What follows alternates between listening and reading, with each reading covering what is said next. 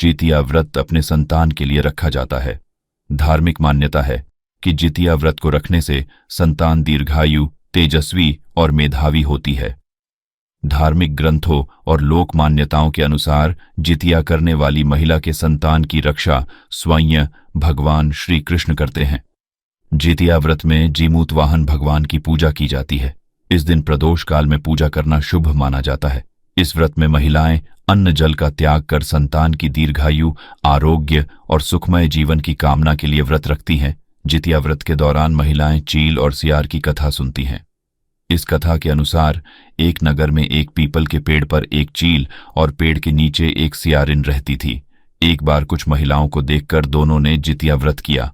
उसी दिन शहर के एक बड़े व्यापारी की मृत्यु हो गई और उसका दाह संस्कार उसी मरुस्थल पर किया गया। सियारिन को अब भूख लगने लगी थी। मुर्दा देखकर वह खुद को रोक न सकी और उसका व्रत टूट गया। पर चील ने संयम रखा और नियम व श्रद्धा से अगले दिन व्रत का पारण किया। फिर दोनों सहेलियां अगले जन्म में एक ब्राह्मण परिवार में पुत्री के रूप में पैदा हुईं। उनके पिता का नाम भास्कर था। चील बड़ी बहन बनी और उसे शीलवती नाम मिला। शीलवती का विवाह बुद्धिसेन से हुआ था।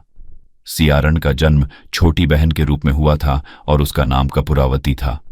उसका विवाह उस नगर के राजा मलयकेतु से हुआ था। अब कपूरावती कंचनबती नगर की रानी बन गई।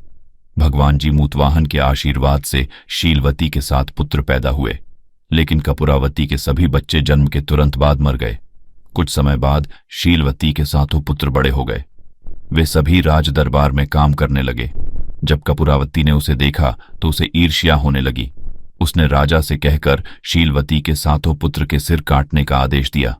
उसने 7 नए बर्तन मंगवाए, उसमें कटे सर रख दिए, उन्हें लाल कपड़े से ढक दिया और शीलवती के पास भेज दिया। ये देखकर भगवान जीमूतवाहन ने 7 भाइयों के सिर मिट्टी से बनाकर धड़ से जोड़ दिए और उन पर अमृत छिड़क दिया। इससे वे फिर से जीवित हो उठे। सभी 7 युवक जीवित होकर घर लौट आए। रानी द्वारा भेजे गए कटे हुए सिर फल बन गए। दूसरी ओर रानी कपूरावती बुद्धिसेन के घर से जानकारी पाने के लिए बेताब थी। जब काफी देर तक कोई जानकारी नहीं मिली तो कपूरावती खुद अपनी बड़ी बहन के घर गई। वह यह देखकर दंग रह गई कि वहां उसके सभी पुत्र जीवित थे। यह देखकर वह बेहोश हो गई। जब उसे होश आया तो बहन को उसने सारी बात बताई। अब उसे अपनी गलती पर पछतावा हो रहा था। भगवान जीमूतवाहन की कृपा से शीलवती को पूर्व जन्म की बातें याद आ गईं। वह कपूरावती को लेकर उसी पाकड़ के पेड़ के पास गई और उसे सारी बातें बताईं। कपूरावती बेहोश हो गई और मर गई। जब राजा को इसकी खबर मिली तो उन्होंने उसी जगह पर जाकर पाकड़ के पेड़ के नीचे कपूरावती का दाह संस्कार कर दिया।